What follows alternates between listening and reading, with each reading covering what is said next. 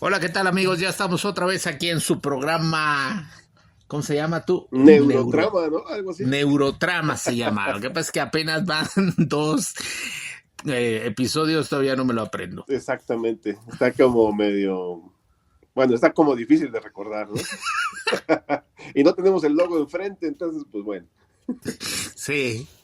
Y bueno, y es que también tengo otro podcast que se llama Psicocine. Y luego me confundo porque yo tenía un programa de radio que se llama Intercrítico.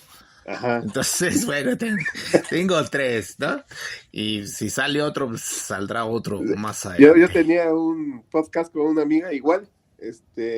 Nunca le llevamos por su nombre porque siempre se nos olvidaba, o sea, nunca lo anunciábamos ni nada. ¿Quién sabe por qué se nos olvidaba el nombre? Se supone que está mal porque hay que estarlo recordando al público, pero a nosotros nos vale pito, ¿no? Exactamente, justo. Total, hacemos el podcast para nosotros y pues a ver qué sale. Y bueno, ¿qué tal? Yo soy Murillo y Y yo Oscar. soy Oscar. Hoy vamos a hablar de cine, en especial del cine actual, de cómo se está yendo a la caca, en comparativa con el cine mexicano, que siempre ha estado en la caca, ¿no? Y vamos a decir por qué. Porque no nada más lo vamos a tirar tierra así nada más, No, ahí sino tienes un vamos... problema con el cine mexicano, ¿eh? Yo creo que Es jamás te ha que gustado. está muy feo. Pero, o sea, no hay, bueno, me imagino que sí ha de haber alguna que te guste, que digas, bueno, es a lo mejor. O de plano Eh, todo está de la fregada. Mira, sí hay películas que me gustan. Mira, voy a ser sincero, y sí le tengo cariño a las películas de blanco y negro, las de la Edad de Oro, porque eran las películas que yo veía de niño, que eran las que me ponían ahí mi familia, en especial los fines de semana, no me acuerdo si los sábados o los domingos veíamos películas de Pedro Infante. También yo veía películas de Cantinflas por parte de, de mi abuelita que veía de Cantinflas. Eh, eh, Hay algunas que me gustaban de Joaquín Pardavé, pero bueno, esas son películas de la Edad de Oro, así de todo mexicano le tiene cariño a la Edad de Oro, ¿no? Ajá. Pero ya si nos ponemos en un cine salido posterior a la edad de oro y ya nos metemos en un sentido, digamos, un poco más estrictos, sí, hay películas mexicanas que me gustan. Hay una que se llama Los Bien Amados, que es de los 60s, creo que es de 1962, no estoy seguro. Esa película me gusta porque es experimental y es una película mexicana que parece al cine francés que había en esa época, estilo Godard, de esas películas que se hicieron del neorrealismo. Y tiene todo el estilo. Son dos relatos. Es una película que se cuenta en dos relatos que además no está filmada acá en México. Sucede en Nueva York, pero sí es en español. Y sí tiene todo el estilo europeo. La verdad es que esa me gusta. Luego están las de Carlos Enrique Taboada, que las de terror, que son Más negro que la noche, Hasta el viento tiene miedo, el libro de piedra y Veneno para las hadas. Veneno para las hadas es la que menos me gusta. Las otras tres sí me gustan mucho. Y en especial hay una de vaqueros que es mi favorita de vaqueros mexicana, que se llama Bloody Marlene, con Héctor Bonilla. Esa está padre y me gusta mucho porque no solo es de vaqueros, sino que es de ciencia ficción. No sé si la conozcas. No, no, fíjate que no la conozco.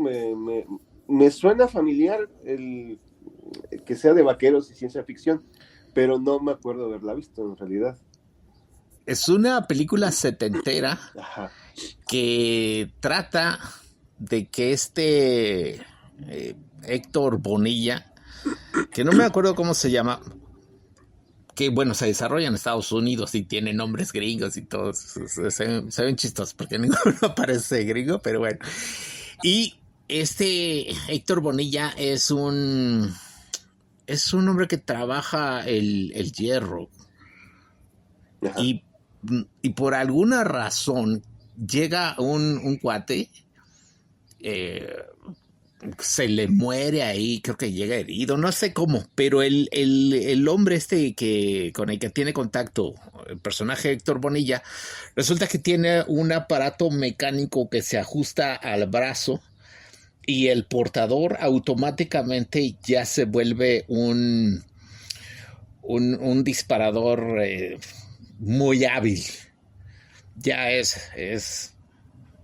y el aparato ese hace todo. O sea, nada más le pone el arma en la mano, automáticamente ya dispara y a la perfección. Y entonces se lo pone por accidente y algo pasa y todo el mundo se entera. El cuate de una forma u otra creo que defiende a un pueblo de unos malhechores y todo el mundo cree que es un chingón, pero es el aparato. Y ahí van a buscarlo. Entonces está locochón porque es este cuate que en realidad es un cobarde, que le da miedo lo que está pasando, que se tiene que enfrentar a bandoleros como a 15 o 30, que el líder es Hugo Stiglitz, y el otro nada más tiene el aparato y ni siquiera sabe cómo funciona.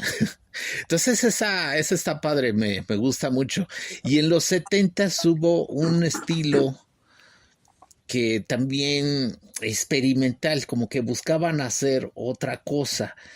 Héctor Bonilla también tiene otra película que no me acuerdo cómo se llama, donde logra ver a la muerte, que son 3 mujeres que ven películas proyectadas en un proyector es que 18 milímetros, 16 milímetros o algo así, y tienen unas tijeras, están viendo la vida de las personas y cuando se aburren, la chingas, cortan el rollo y ahí con eso se mueren las personas. No sé cómo le hace esto Bonilla, creo que a través de unos anteojos las logra ver y en algún momento viaja al espacio, pero quién sabe cómo chingados porque no tenían efectos. Ese estaba interesante. Luego también hay otra que me gusta que se llama El infierno de todos tan temido. Ajá. Es sobre las condiciones de los manicomios y yo creo que es una comparativa con La Castañeda. Ok. Ajá. Y ahí a mí siempre me han gustado las historias de manicomios. Y de ahí nos saltamos nada más hasta Cronos. La ópera prima de Guillermo del Toro. Luego una película que se llama Bayonetta, que es ya actual, más o menos hace unos 5 años, y de ahí ya nada me gusta. Difícilmente me gusta algo. Pero fíjate, bueno, hay varias dudas. ¿Cómo veían ustedes las películas en la televisión? ¿Las rentaban en el cine? Sobre todo las de blanco y negro de Pedro Infante y todo, porque bueno, si comentas que estabas joven, pues era como complicado conseguirlas, ¿no? Pues mira, lo que pasa es que yo tenía parabólica. Ok. Y en la parabólica había un canal en ese entonces que se llamaba Galavito. Oh, no, Galavito no, se llamaba Galavisión. Okay. A alguien que veía mucho Galavisión le decíamos Galavito. Galavisión, pasaban películas mexicanas, pasaban latinoamericanas. Todo el día, las 24 horas. Entonces okay. ahí estaban y ahí veía todas esas películas y no había un horario específico de tal día van a pasar, de tal director, no, en general. Luego había otro canal, creo que había 2 o 3 canales. Uno era de película o algo así. En uno sí pasaban las de Pedro Infante los fines de semana, pero en los otros sí pasaban de todos. Entonces sí llegué a ver mucho cine. Ya. Oye, pero ¿no es un asunto más bien como temporal de las películas? Porque, pues bueno, ya analizando las películas y con los conocimientos que tenemos, las películas del cine de oro, les tenemos cierto aprecio por la época y por la temática y porque son simpáticas y por los actores, pero pues hay que reconocer que no son buenas películas, ¿no? O sea, en términos generales, pues tienen errores de guión, tienen errores de Ajá, edición, sí. tienen errores de actuación, son musicales de repente, ¿no? De repente cantan mucho, y responden a una cierta moda de la época, ¿no? Los rancheros, los cantantes, y servían para proyectar a los artistas. O sea, hay que, o sea, ya eh, viéndolo fríamente y calculado con los conocimientos que ya tenemos, pues no era tan así. Sin embargo, pues yo también le tengo mucho aprecio, ¿no? Y siempre que puedo veo esas películas. Pero, ¿qué es lo que hace entonces que el cine actual no sea tan entrañable como aquel de entonces? ¿Será que es demasiado la oferta? Porque Pues también mi, tiene sus errores de guión y también tiene sus errores de actuación, pero no lo sentimos así, ¿no? ¿O será que nuestros conocimientos nos están eh, coartando esa libertad de aprecio? pues mira, yo siento que es un poco más complicado por un lado y sencillo por el otro. Es que mira, y aquí es donde quiero también mencionar lo del cine actual. Digamos, vamos a suponer que, que el cine es, está avanzando una carrera. Tiene un origen y tiene un objetivo que es, digamos, llegar a la perfección. Y resulta que cuando se origina como tal, pues nace así a lo bruto, sin reglas, sin lenguaje y comienza a evolucionar en el proceso.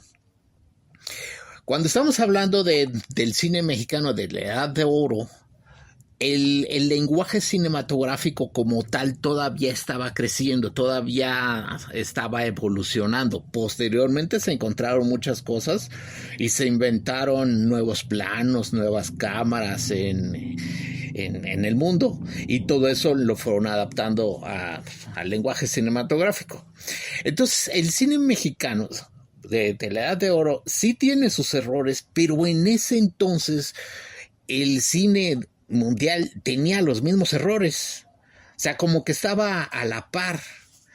De hecho, en el libro que, que escribió Truffaut de una plática que tuvo con este Alfred Hitchcock, no me acuerdo cómo se llamaba o cómo se llama ese libro, pero Hitchcock mencionaba que en el tiempo en que él hacía cine, que estamos hablando también 30, 40, 50, él decía que las películas en esa época eran habladas, y él decía que lo más puro debía ser en imágenes. Entonces él ya mencionaba que sí, no todo el cine estaba bien hecho, y él trataba de encontrar la manera, y él fue uno de los que fue también poniendo el lenguaje cinematográfico en el camino.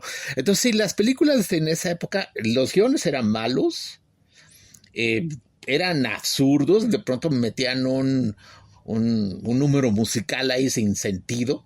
Por ejemplo, estoy pensando en esta película que hizo Pedro Infante con Jorge Negrete. En realidad no tiene historia la pinche película. Ajá. Y tiene música cada, no sé, 10 minutos. Y luego si te acuerdas de esa película, la película no termina en nada. No se soluciona el conflicto que puedan tener los personajes.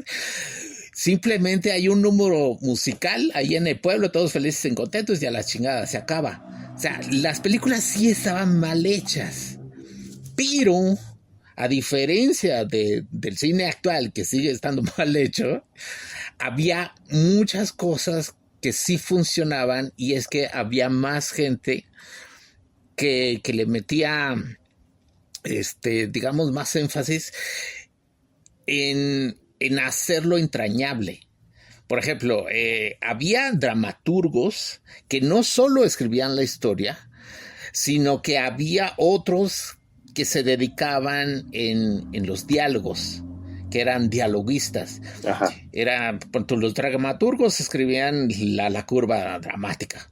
Ajá. Y luego llegaban los dialoguistas que nada más revisaban los puros diálogos, y había dialoguistas especializados en actores. Había uno especializado para Tintán, otro para Pedro Infante. Y había otros que checaban que se ajustara. Entonces, y buscaban actores que fueran carismáticos. Entonces había más calidad. No nada más era así a lo pendejo. Había más gente involucrada en la realización del guión. Ajá. Y en la realización de la producción. Y los actores que metían ahí, pues, repito, todos tenían carisma y eran muy queridos por la gente. Pero todos esos trabajos con el tiempo se fueron quedando atrás. Ya no hay dialoguistas, ya un solo guionista hace todo. Y no tiene, digamos, por así decirlo, la capacidad. Y luego los actores que jalan, pues muchos de ellos están ahí por dedazo, casi, y no tienen el mismo carisma, ni siquiera caen bien. Y se ha perdido la calidad. Y pues hay algo que tienen el cine mexicano, que nunca aprendieron a contar la historia. Ajá. Porque, repito, la estructura dramática en ese entonces, también en el cine no estaba muy bien contada.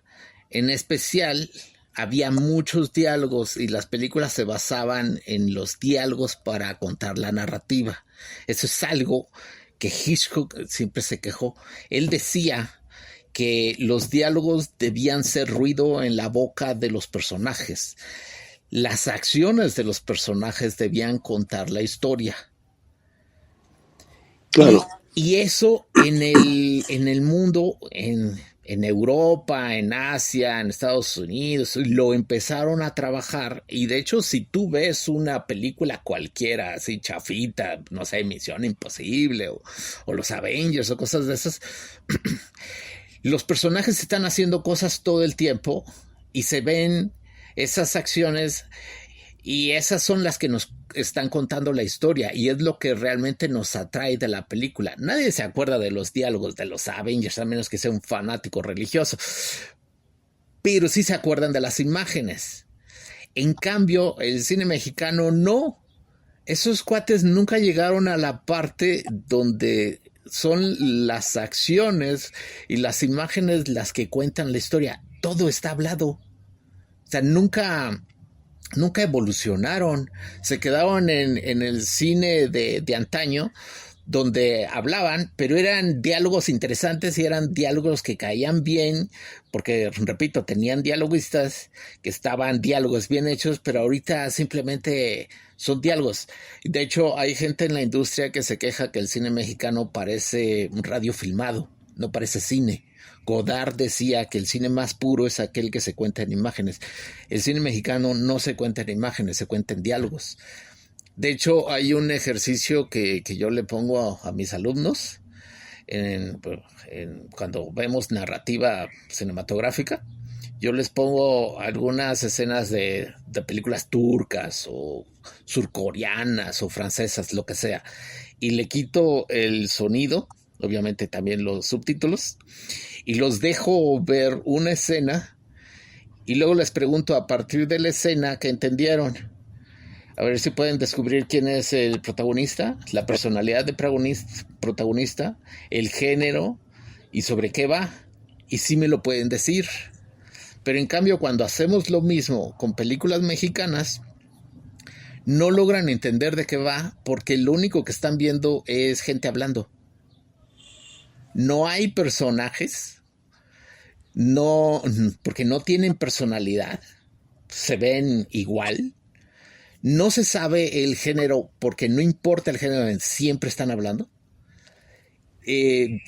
Los planos elegidos no están narrando nada porque no importa si es un plano general, un plano medio. Lo único que vemos es gente hablando. Y les dejo no solo una escena. A veces nos echamos una secuencia de 10 minutos y nadie entiende de qué va la película porque solo es gente hablando.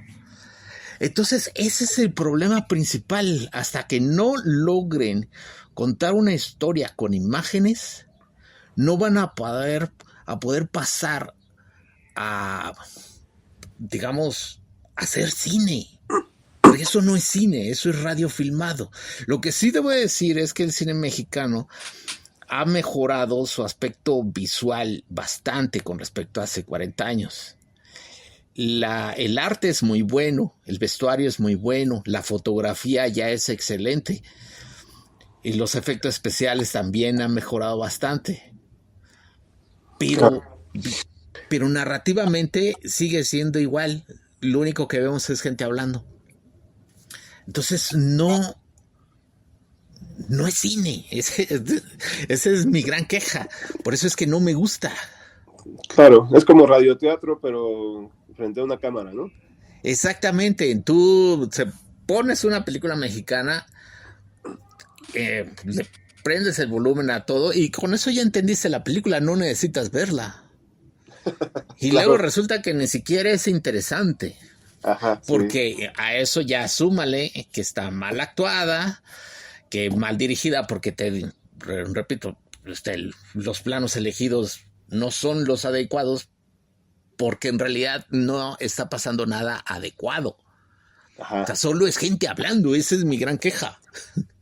Bueno, y por ejemplo, este ejercicio de quitarle el audio, mira, bueno, ahorita se me ocurrió porque yo soy gran fan de la comedia romántica. Ajá. Entonces, sabes que Hollywood hace muchísimas comedias románticas y la mayoría pues, son iguales, o sea, siempre es la misma historia, ¿no? Pero sin embargo me gusta verlas y me divierte. En México siento que últimamente se está haciendo mucha comedia romántica. Yo creo que gran cantidad de películas son comedias románticas. Pues no hay acción, no hay nada, ¿no? Ya no hay terror.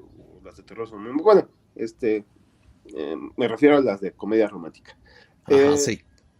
Por ejemplo, agarras una... A mí me gustan mucho las de Hollywood. Siempre... Pero siento que ahí sí el diálogo tiene mucho peso.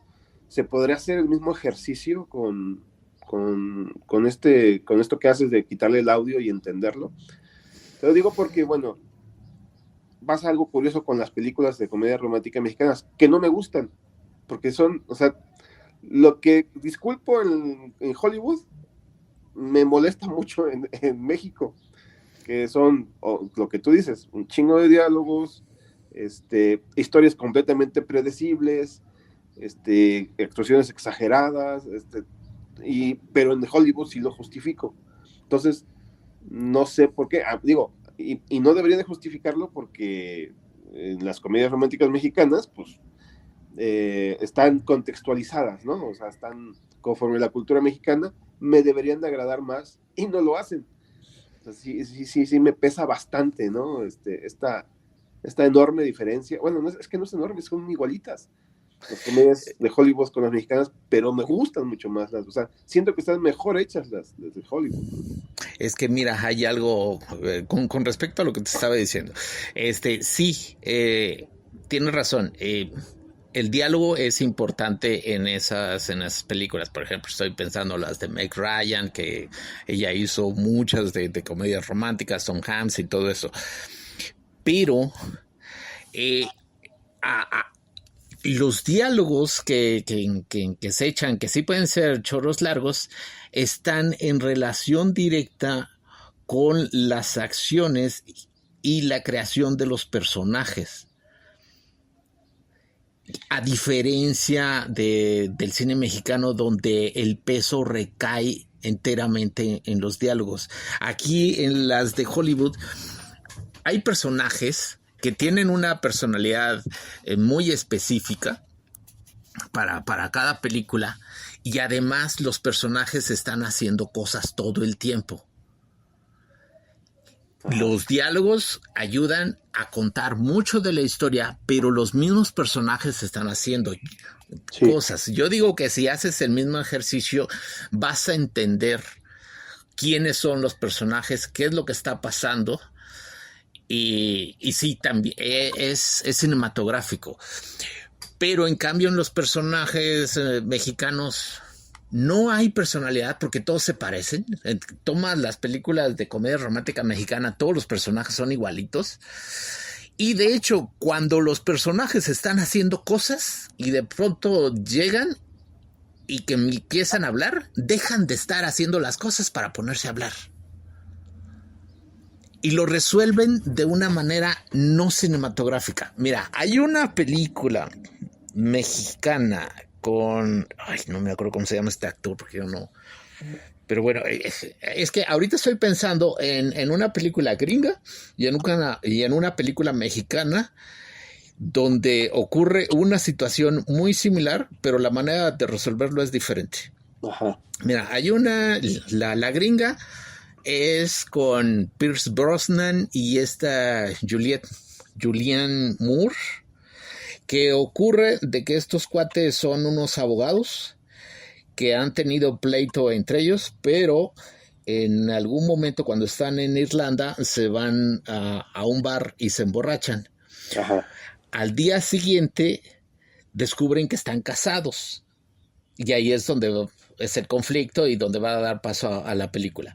Bueno, la manera en que lo resolvieron es que es cuando están los dos acostados en la cama, se despierta ella y se ve en el dedo un anillo.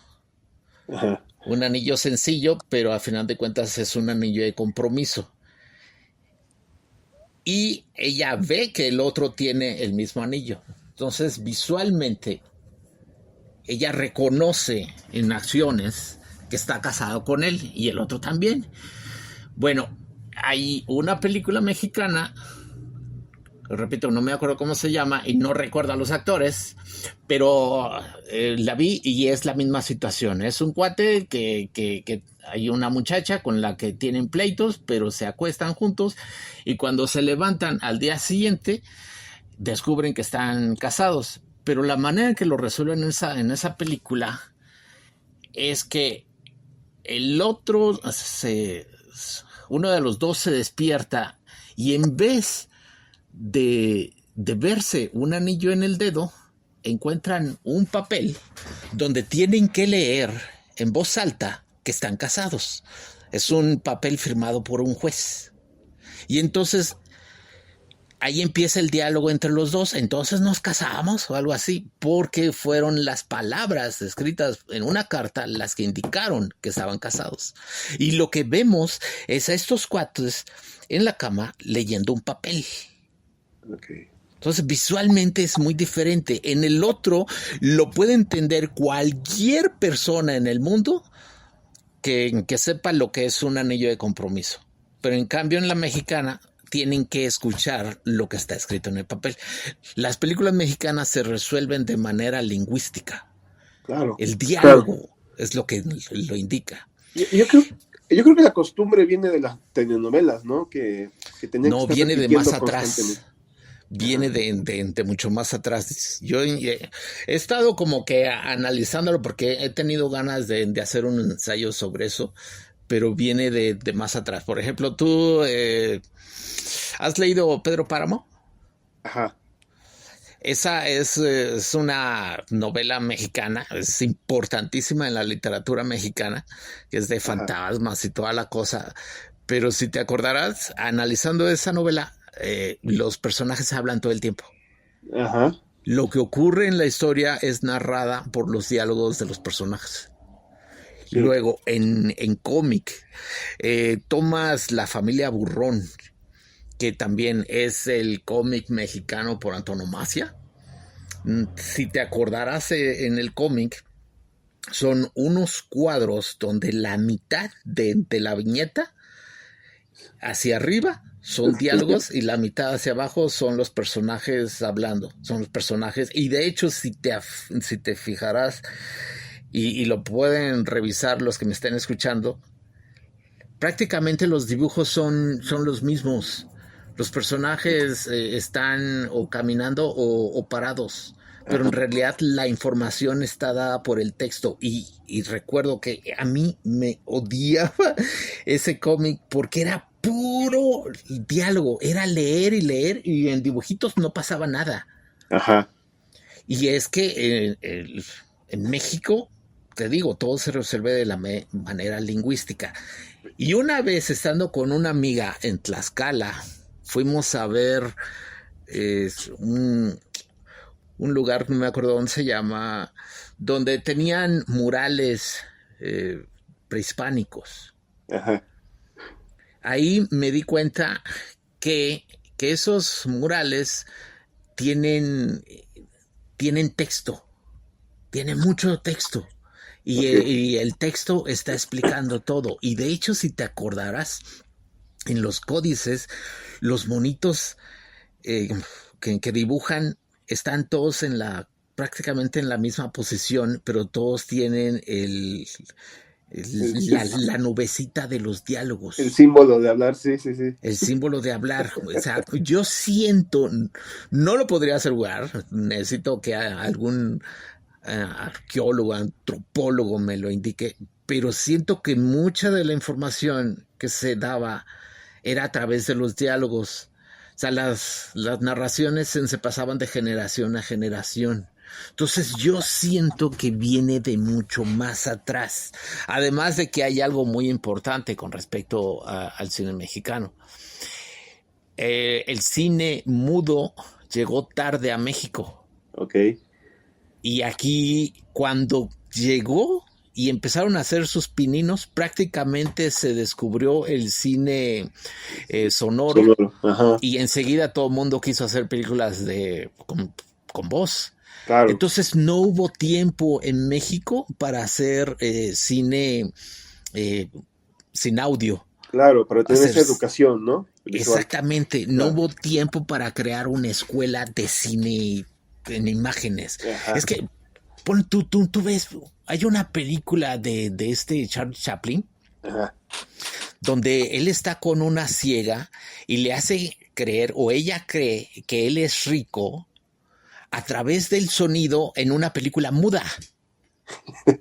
Y eso es muy interesante, eso es completamente analizable. La chica, sabemos que es ciega, pero no es sorda, así que oye perfectamente. Y el otro, no sé, ella escucha un carruaje y el otro se baja al mismo tiempo de otro lado. El caso es que sucede la situación en imágenes, en imágenes lo estamos viendo, de cómo ella escucha a alguien rico, pero al mismo tiempo está pasando el otro y de una forma u otra ella confunde y cree que el personaje de Charlie Chaplin es el adinerado, pero en realidad era otro. Ajá, está muy interesante, ¿eh? Está muy, muy interesante. Y te digo, y fue hecho en cine mudo. Eso no hubo tiempo de hacerse en México. Sí, de hacer escuela, ¿no? En eso. No hubo escuela. De practicar esa forma de hacer cine. Sí lo veo. Tienes mucha razón. Se disculpa, ¿no? Un poco porque así era el cine en todos lados, ¿no? En realidad, el lenguaje, como dices, no estaba totalmente cimentado.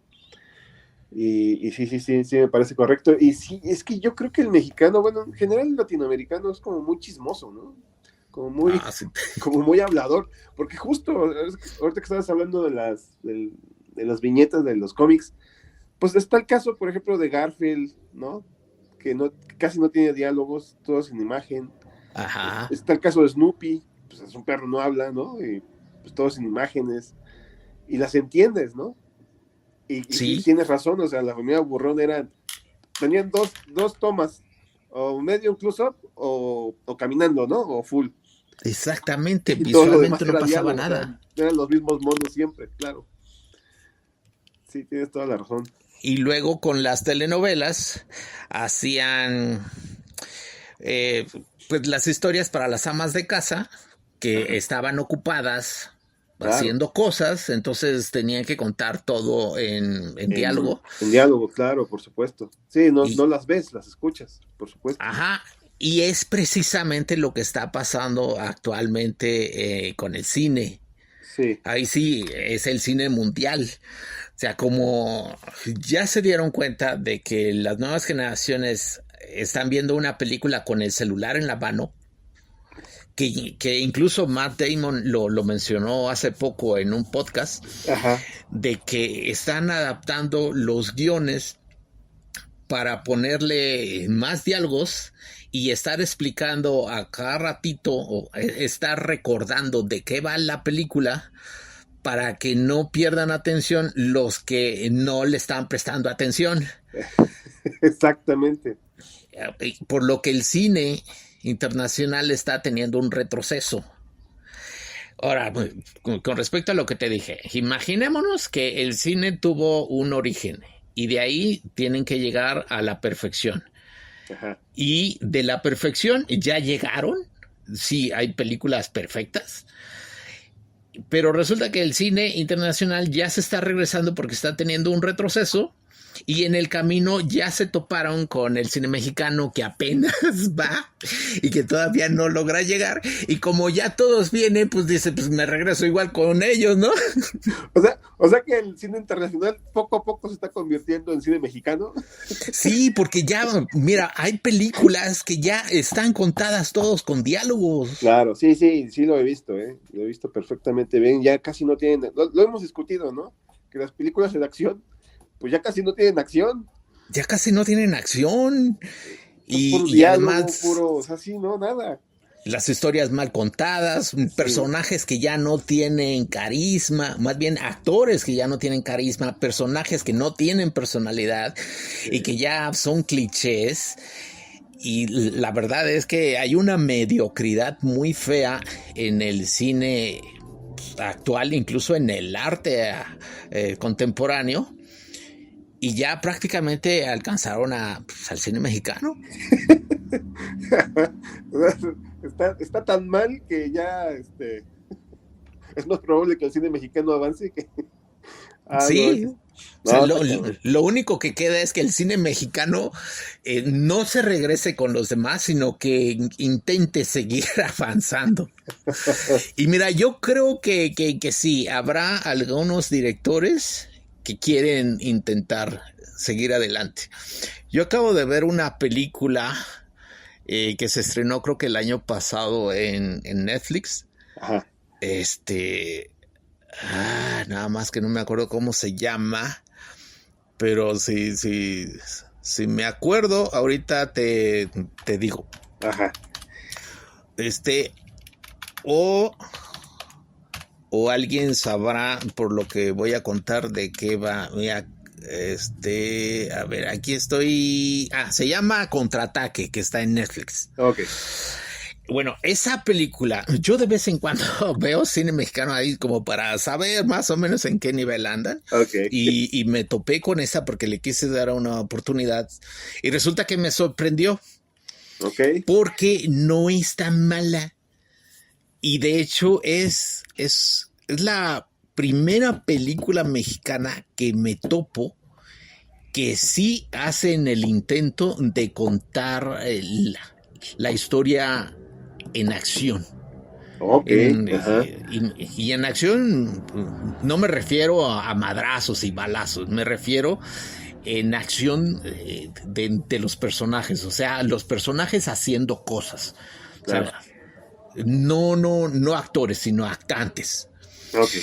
El resumen, bueno, la sinopsis es que es un escuadrón de élite militar que está de vacaciones en algún lado. Ajá. Y se topan con unos narcos y tienen un enfrentamiento donde logran matar a unos y los sobrevivientes traen a más para perseguirlos y estos cuates están por ahí en el bosque y son más o menos como 7 que se tienen que enfrentar a muchos. Ok. Y ahí van poco a poco a agarrándose de madrazos, y como es un escuadrón de élite, pues tiene armas y logran enfrentarse a los otros. Bueno, la película está bien hecha en relación de que las acciones de esos cuates nos están contando lo que pasa. Okay. Entonces, eso me gustó mucho.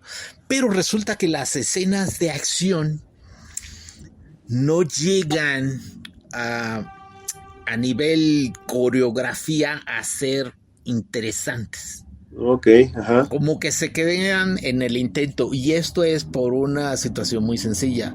La película no tiene contratiempos.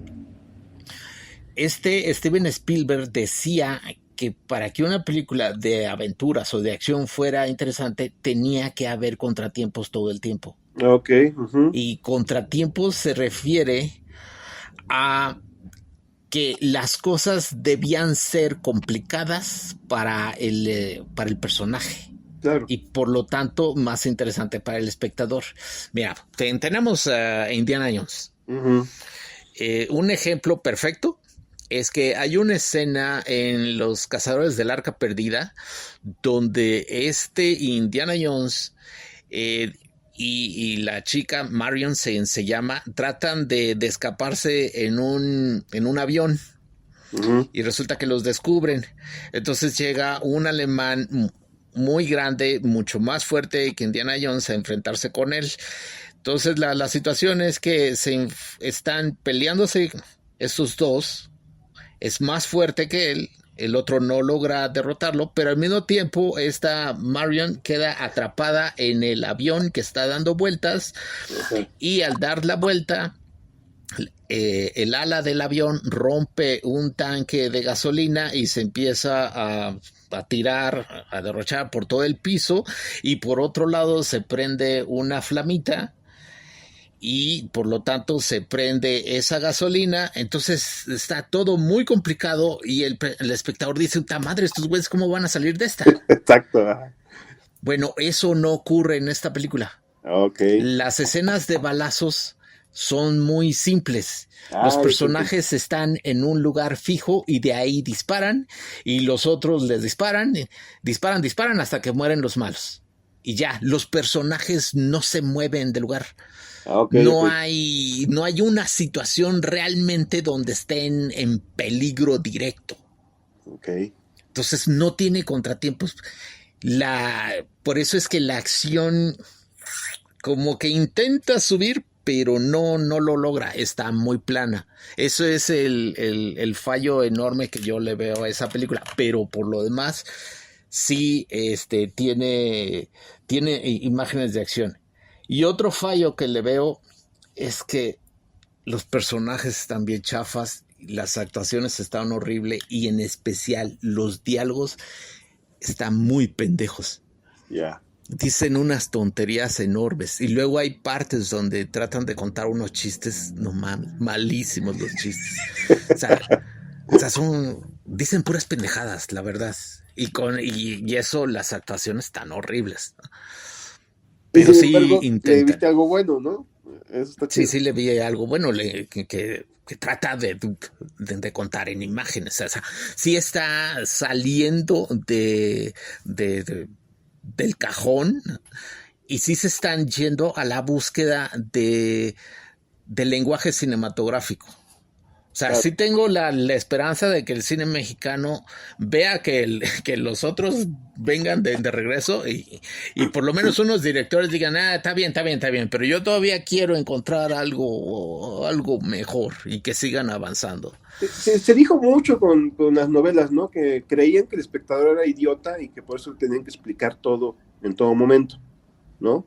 Pero cuando hacen cine, yo me pregunto, bueno, entonces los que hacen un refrito de otra película hollywoodense, que siempre lo hacen, pues ¿qué son idiotas si no lo entienden, que todo lo tienen que explicar con diálogos? O sea, ya tienen el machote, ya tienen el ejemplo, ¿por qué no seguirlo simplemente, no? O sea, exactamente, ¿por qué no seguirlo? Y sale horrible. Sí, sale horrible. Por ejemplo, hay una película con Adam Sandler y esta Drew Barrymore, Ajá, donde ella tiene un problema de memoria de y, memoria, sí. o Ajá, sea, olvida todo al día siguiente. Esa la adaptaron a cine mexicano y no quedó, güey. Y es que, en primer lugar, los actores que pusieron ahí no tienen el mismo carisma que tienen los otros. claro. Y en segundo lugar, sí, los diálogos, repito, o sea, son malos y no lograron hacer el cambio porque la otra, a pesar, insisto, de que tiene diálogos, la gringa, sí están haciendo cosas y visualmente sí nos están diciendo algo. Y los planos que eligen sí están en relación directa a lo que se necesita contar en esa historia. Aquí en México no. Y es porque pues, no tienen experiencia. Ajá, exacto. Sí, sí, porque bien lo dices, ¿no? En el cine mexicano es así de que están haciendo algo, paran, cortan y empiezan a hablar, ¿no? Y el Exacto. clásico close-up o medium que los enfoca hablando y el cross, ¿no? Para la respuesta del diálogo. Y ya, termina el diálogo, vamos a full otra vez y ya, siguen con su acción. Dices, oye, no, o sea, no lo pueden hacer no pueden hacer algo mientras están hablando. Exacto, no O no pueden hablando, hacer ¿no? algo mientras están Simplemente actuar. hablando. Yo recuerdo que he hecho algunas audiciones y cuando les digo, a ver, improvísate algo, improvisan diálogos y nada más están ahí parados improvisando. Y yo les doy una escena sin diálogos y no saben cómo hacerla. Claro. Porque no hay escuela aquí en México de películas sin diálogo y de actuaciones sin diálogo. Claro, claro. Sí, porque toda la escuela es como de teatro, ¿no? Gritar Sí, el diálogo, pararte para que te vean, ¿no? Hablando, porque así es el teatro, justo, ¿no? ajá. Pues se tienen que ver, porque a eso van, claro. Pero eso no Entonces, funciona para cine, por supuesto, ¿no? exactamente, porque la cámara nos está contando todo. Además, la cámara puede hacer acercamientos muy grandes de macrolentes y toda la cosa, Claro. pero acá siguen igual y los actores siguen gritando a pesar de que tienen el chícharo ahí al lado. Sí, sí, claro, sí, Las tienes toda la actuaciones razón. siguen siendo muy exageradas. Claro, exacto. Sí, sí, sí, es eso. Que la escuela es una, ¿no? Y no funciona lo mismo para teatro que para novela, que para tele, que para cine, ¿no? Yo creo que sí. Ese sería un problema básico del cine mexicano. Chale. Sí, y es que hasta que no arreglen eso, no va a pasar a ser cine, porque va a seguir siendo radio filmado, ese es el asunto. Claro. Y desperdicio, ¿no? De cinta. Porque justo, Sí, pues que hagan radioteatros, ¿no? Si van a basarse en diálogos, pues que lo hablen, pero en su medio, ¿no? exacto. Una vez hablando con un cuate me decía que el problema que veía con el cine mexicano era la falta de dinero, Ajá. que eso no les da espacio a hacer más cosas. Yo le dije, no es la falta de dinero, es la falta de creatividad y esfuerzo. Sí. Porque realmente si quisieran hacer las cosas lo podrían hacer. Sin dinero, por supuesto. Ajá. Claro. Y para ejemplo tenemos La Guerra de las Galaxias que costó muy poco con respecto al cine independiente que había en Estados Unidos. Tenemos La Noche de los Muertos Vivientes. Esos cuates no tenían dinero. Creo que esa película la hacían solo los fines de semana porque estaban trabajando en la semana para sacar dinero para lo demás. La de Cabeza Borradora tardó 5 años en hacerla porque no tenía dinero para hacerlo, pero veía la manera de solucionar todo con poco dinero y para seguirla haciendo.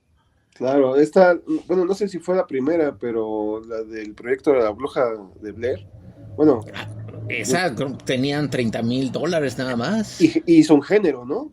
Todo, o sea, fue tan importante y tan creativa que desarrolló todo un género, ¿no? Dentro de la industria El Sí, cine de terror. prácticamente el género como tal ya existía, pero había muy pocas películas y esta popularizó el género y prácticamente se podría decir que él lo reinventó. Claro, sí, sí, sí, sí, porque todo el mundo recuerda esa película, ¿no? Y el presupuesto, como dices, pues era bajísimo. El Masacre en Texas. Ajá. O sea, las primeras películas de directores como James Cameron, como Ujú. Tobe Hooper y estos cuates eran de películas Sam Raimi prácticamente sin presupuesto, pero veían la manera de resolverlo con historias. Entonces, sí. Mira, primero decían, no tenemos dinero para pagar actores, bueno, hacemos la película con mínimo de actores, 5 y ya, porque no me alcanza más. No hay dinero para locaciones, ponemos una historia en una sola locación. Y entonces en una sola locación veían la manera de que ahí sucediera todo Todo. y que se rebuscaran los personajes y se movieran por todas partes para sacarle provecho a la única locación que tenían. Claro. Sí, el dinero. Pero acá no. Ajá. ¿Qué ibas a decir? Que sí, que el dinero no es un problema, porque pues nosotros lo vivimos, ¿no? Sin dinero hacíamos cosas en la escuela, ¿no? Y hay muchas escuelas que hacen muchas cosas muy buenas que no tienen dinero o son recursos propios, ¿no? Entonces el dinero en sí no creo que sea un problema. Para la calidad, no. O para la creatividad más bien, ¿no? La calidad sí. Sí, Pero exacto. De hecho, sin dinero da espacio a disparar la creatividad. claro. Pero yo recuerdo, mira, una vez estaba en un ensayo para una escena donde un personaje tenía que entrar por una puerta, caminar y sentarse en una silla y ahí hacía algo. Y yo quería que la actriz hiciera algo en ese caminar y quería que su caminar informara al espectador su personalidad. Ajá. Entonces la puse a caminar con respecto a como yo le había dicho que era el personaje. Y luego ya se tenía que sentar. Y me decía, ¿y por qué no mejor que la escena ya empiece yo acá sentada? Ajá. O sea, todo el esfuerzo lo, lo tiran. Y estoy seguro que hay muchas películas que así empiezan. Ajá. La escena con el actor ya ahí sentadito o ya hablando, cosas así. Ajá. Y todo lo demás lo hacen a un lado. Sí. Y es porque eh, el proceso o el asunto de que las imágenes, las acciones son cruciales para la narrativa, eso como que no lo entienden.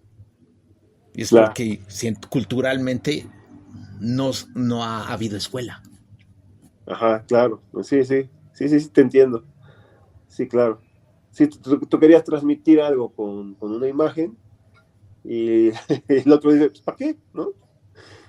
Sí. Exacto, ¿para qué mejor acá sentados y ya empiezo hablando? Por ejemplo, en las sitcoms, ¿no? En las comedias estas de 20 minutos de Estados Unidos, que hacen Ajá. mucho, ahí sí, o sea, son cortes A y ya están en acción, ¿no? O sea, ya están sentados, no tienes que hacer, pero pues en un film tienes todo el tiempo, bueno, no todo el tiempo, ¿verdad? Pero sí tienes más tiempo de poderlo hacer más visual, ¿no?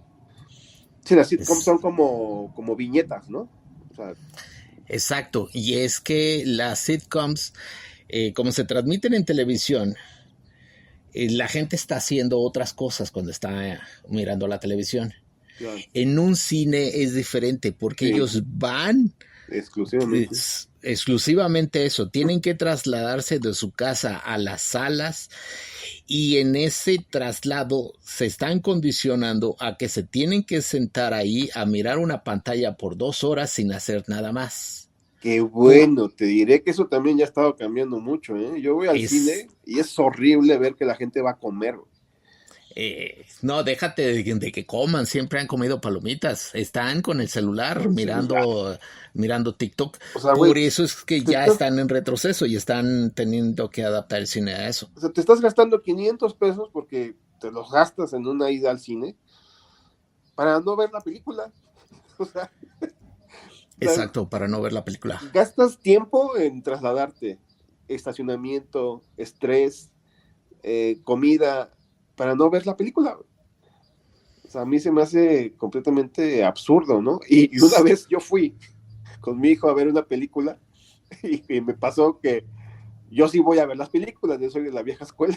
Me siento a ver la película y no la entendí, güey. O sea, de tan mala que está, o sea, de tan mal contada, que no la entendí, güey. Dices, no manches, o sea, ya no está adaptada la película, o sea, ya no está hecha para la gente que le pone atención. O sea, ya están hechas las películas para gente que no les pone atención. Eso está muy, muy cabrón, ¿eh? Sí, y es que hay algo que también hay que mencionar. Las películas ya no están pensadas para cine, ya están pensadas para celulares. Claro. Porque saben que las nuevas generaciones y que ya un buen porcentaje de incluso las generaciones de nosotros ya no están viendo las películas en el cine, ya las están viendo o en sus televisores o peor, en sus celulares. Sí. Y, por ejemplo, tienes una película con un plano panorámico precioso de una ciudad y donde el personaje está haciendo algo y es que eso pues, en sala se ve padrísimo, claro, y hay mucha información visual, pero en cambio en un celular se pierde, así que hay películas donde esos planos ya los están eliminando porque además de que son costosos no los pueden apreciar y prefieren ya contarlo todo en close-ups que son más baratos. Ajá. Y se está dando de manera lingüística. Entonces ya esos planos cinematográficos, el lenguaje cinematográfico ya se está eliminando poco a poco de las películas que ya están hechas para plataforma. Apenas, ¿no? Vimos una película que me recomendaste y que me dijiste, nomás que el principio está de la chingada. Era un plano así de la ciudad, ¿no? Pero todo estaba generado por inteligencia artificial y dices, no manches, o sea, y era bastante notorio, ¿no? Pero obviamente eso en cine, pues se ve, pero ya acá en los celulares, pues no se nota, ¿no? No me acuerdo qué película era. Creo que era la de Jason Momoa. Ándale, no manches, o sea, yo cuando vi la primera dije, no, ¿qué es esto? Se veía mal, güey. O sea, no era ni animación, o sea, estaba de la chingada. Sí, todos los efectos digitales se ven horribles, y pues, pero bueno, en un celular no se nota. Pues exactamente, no se ve en el celular y se lo ahorran, ¿no? O sea, ya no tienen que contratar el helicóptero para hacer la panorámica de la ciudad y ya lo hacen digitalmente, se lo ahorran, a final de cuentas, pues donde lo ven, pues no importa la calidad, ¿no? Pues lo van a ver en... Sí, por eso ya difícilmente vamos a ver una película como La Guerra y la Paz. Sí. De que es una película rusa. Ahorita estoy buscando. Que es hay una versión dirigida con Audrey Hepburn. No, esta no es. Hay una película rusa, nada más que aquí. Creo que es de Sergei Bondarchuk. Ajá. No me acuerdo. Ay, no me acuerdo. Bueno, hay una película que se llama La Guerra y la Paz, que tiene unos planos impresionantes de la guerra, donde hay pinche 1000 actores. Ajá. Sí, plantean una batalla donde se están enfrentando con cientos, no 10, cientos de caballos, con obviamente sus soldados corriendo con explosiones y disparándose por otro lado, y de mientras por otro lado se están enfrentando otros soldados por acá, y la cámara se mueve, luego sube, se ven los soldaditos así chiquitos que parecen hormigas, y se ve todo el plano impresionante de la batalla con las explosiones por todos lados, luego regresa regresa otra vez y hace unos paneos travel, pero no, unos planos impresionantes de batalla, así con cientos de extras, 500, 800, no sé, se ven un chingo de extras. Esa película es impresionante, sí está en el cine como una de las grandes joyas cinematográficas que difícilmente vamos a ver porque fue muy costosa, pero Claro. esa fue hecha por el gobierno de la URSS en ese entonces. Y debo ser honesto, no la he podido terminar de ver porque la pinche película dura más de 8 horas. Oh, no manches. Sí, entonces sí está complicada. Esos planes están muy padres y todo, pero sí está bastante pesadita de ver. No es tan fácil. Es una jornada laboral, te deberían de pagar por verla, güey. O sea, no tiene Sí, 8 horas. o sea, sí, una cosa así, impresionante. No, O sea, se tiene que ver en varias partes. Y de hecho, creo que salió como en 4 partes. no Mira, manches. aquí tengo. La primera parte dura 147 minutos. Ajá. Luego la segunda parte 100 minutos. La tercera parte 84 minutos. La cuarta parte otros 100 minutos. Sí. En total son 431 minutos. Una película que costó 9.2 millones de dólares en ese entonces. Ah, chinga. Pues no tan cara, ¿no? No tan cara. De hecho, yo pensaría que tiraron el presupuesto del gobierno en ese entonces, pero no. Y es de 1965 al 67. Que bueno, que a lo mejor a los actores no les pagaron, ¿no? Les hicieron hacer la película a punta de bayoneta. A punta de madras, porque esta fue hecha por la Unión Por Soviética. eso les salió tan barato, güey. Sí, yo creo, a ver, cabrón, se fueron a Siberia a sacar a todos los criminales. Ahora, puto, vamos, chíngale. 9 millones de dólares para los caballos nada más, ¿no? Los actores como quiera, güey. Sí, los actores como quiere. Es que se ve impresionante. De hecho, puedes buscar algunas imágenes en YouTube. En YouTube. Están impresionantes, cabrón. No manches, órale. Está súper interesante, 8 horas. Pues, estaría bueno. Y no has Sí. terminado de ver nunca. No la he terminado. No he podido ver la primera parte. No, pasa tanto tiempo que se te olvida, ¿no? Y tienes que volver a la primera. Sí. Y es que también las locaciones de la primera parte, o sea, se van por todo Rusia, el vestuario. Hay escenas en un salón donde también hay chingo de cabrones ahí, todos bien vestidos. No, se ve muy impresionante, pero sí, como es una película sesentera donde el ritmo era más lento, Claro. sí, está bastante cansada de ver. O sea, ¿Esa color? sí, esa color. No manches. Pues sí salió muy barata, güey. Porque, pues imagínate ponerle color a 8 horas. Sí, está barata, o sea, LOL.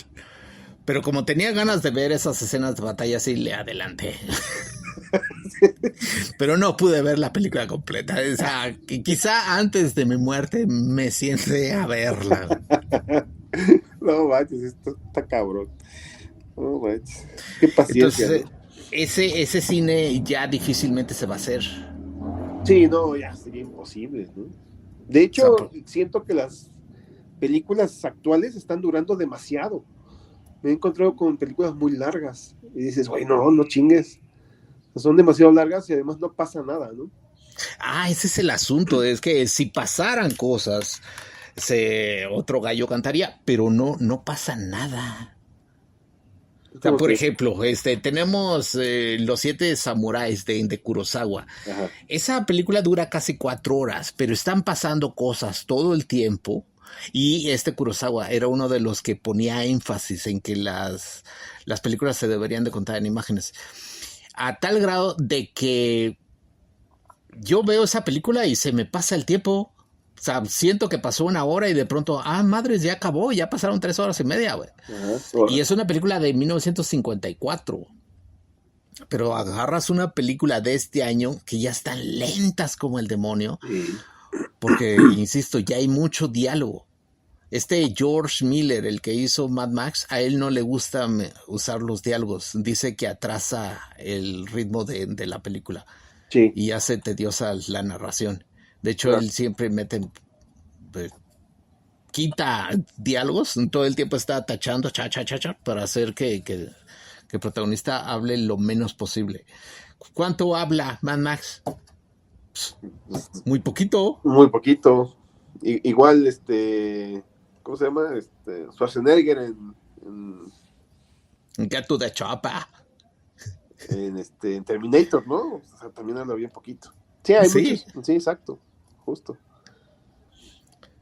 Entonces sí se esmeraban en contar visualmente una película. Sí. Aparte de eso de tachar o sea, de quitar diálogos, te abre, o sea, te está forzando, ¿no? A contarlo visualmente. Yo creo que también es una muy buena estrategia. Sí, exacto. Además, la decisión de los planos es muy importante.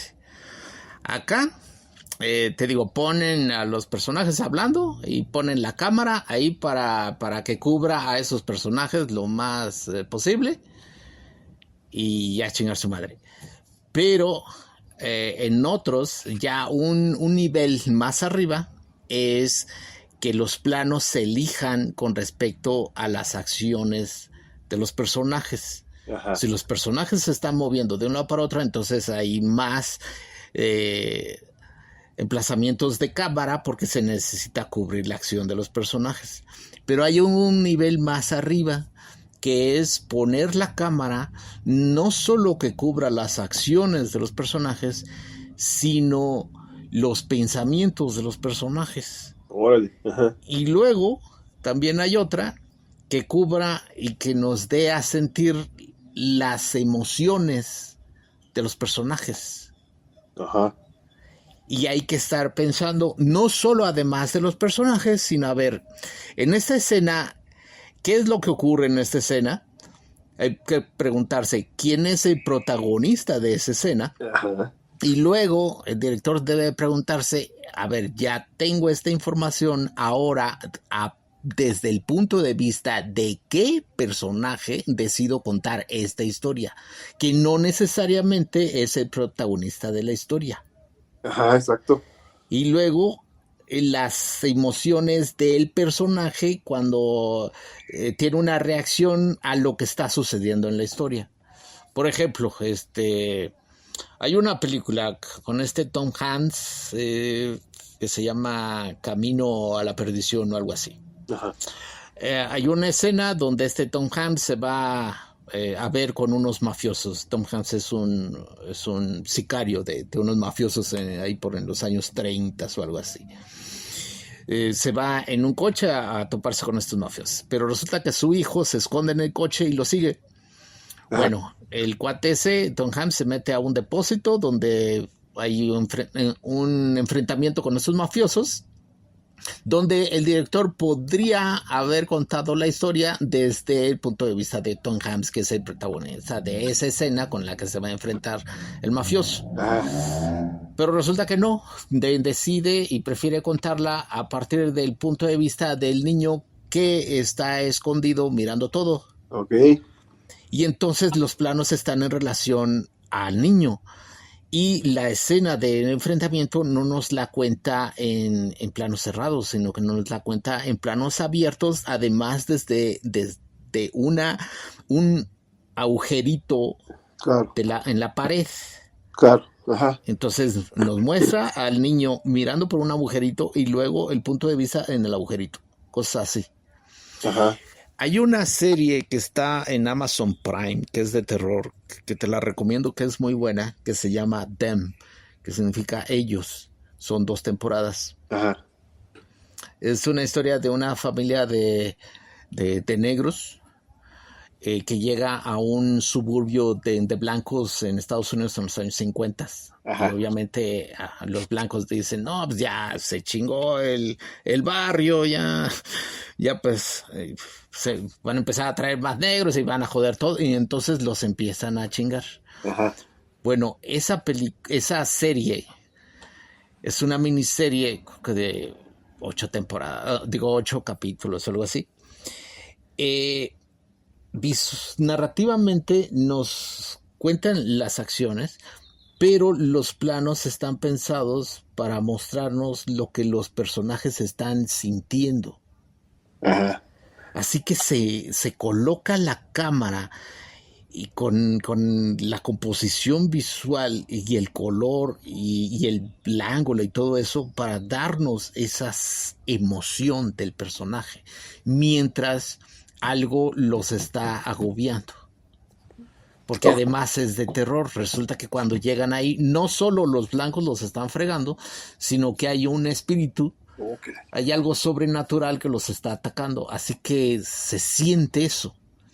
Visualmente se ve perfecto porque no solo se cuenta la acción, sino sentimos lo que el personaje siente. Órale, qué chido. Y eso muy pocos directores lo hacen. Claro. Y eso es lo mejor, eso sería lo mejor, diría yo. Sí, así que como buen ejemplo yo te diría que vieras esa serie. Ok, Dem, ¿verdad? Sí, Dem. Está en Prime. Ok, sí, me pareció interesante. Y sí, como usar todos los recursos audiovisuales, ¿no? Para poder transmitir algo, yo creo que es interesante, ¿no? O sea, tienes todos los recursos a la mano, puedes manipular casi todo, ¿no? Imagen, color, fotografía, actuación, tienes todo para comunicar, ¿no? Y no lo haces. Y no lo hacen aquí en México. Claro. O sea, porque el presupuesto lo tienen. Sí, claro. O sea es que es tan sencillo como cambiarle el color a la imagen, ¿no? Por ejemplo, para poder transmitir algo. Exactamente, tan sencillo como ponerle un ojo de pescado, o sea, hacer que algunas partes se vean fuera de foco, movimiento de la cámara. Por ejemplo, ahorita estoy... La imagen, el club de la pelea. Ajá. Hay una escena en el club de la pelea donde se ve un close-up de Brad Pitt que está diciendo algo y de pronto el movimiento es muy brusco de izquierda a derecha, a tal grado se mueve que en los bordes se ven que es un carrete de película que se quema. ¿Sí te acuerdas? Sí, ¿no? sí, me acuerdo. Bueno, con ese movimiento ya nos están diciendo mucho. Y es un close-up. Exactamente, justo. Sí, cierto. Bueno, ese tipo de cosas no las hacen en el cine mexicano. Exactamente, sí, eso es lo que, fíjate, ahorita estaba yo recordando fuera de foco y ese tipo de cosas. El clásico, ¿no? Que usan de que cuando le das un golpe al actor y se cae al suelo y se empieza a hacer fuera de foco, ¿no? Ajá. Eso te indica que está perdiendo el conocimiento, ¿no? Y eso que acabas de mencionar se hacía ya desde los 50, no lo hacen en el cine mexicano. Exactamente, eso es lo que te iba a decir. Recordando las películas mexicanas, no hay escenas, o sea, no hay apoyos así, apoyos visuales de esa manera, ¿no? Y ahorita es más fácil, ¿no? Porque pues tienes la tecnología para hacerlo, ¿no? Ajá. Antes lo tenías que hacer a cámara, ¿no? O con lentes especiales, y era más caro, era más técnico. Ahorita ya lo puedes en la computadora, le pones efecto y te hace el efecto, ¿no? Sí, yo una vez estaba tratando de levantar una película de box. Ajá. Y hicimos pues tuvimos pláticas con unos inversionistas y toda la cosa. En una ocasión nos llevaron a ver box y estuvimos ahí en una arena durante, no sé, creo que fueron 4 horas por lo menos, viendo distintas peleas. Ajá. Y yo ahí era para conocer el ambiente y yo checar, y ahí me reuní con los actores y estábamos viendo con los actores que habíamos pensado que iban a trabajar ahí, y estábamos viendo, y yo me paraba y yo me moví alrededor de la arena para ver la pelea que había y toda la cosa. Y yo le decía al actor que iba a ser el boxeador, que yo quería meter la cámara y hacer unos planos, o sea, detalle de sus ojos, del sudor corriéndose por el cuerpo mientras estaba en la pelea. Ajá.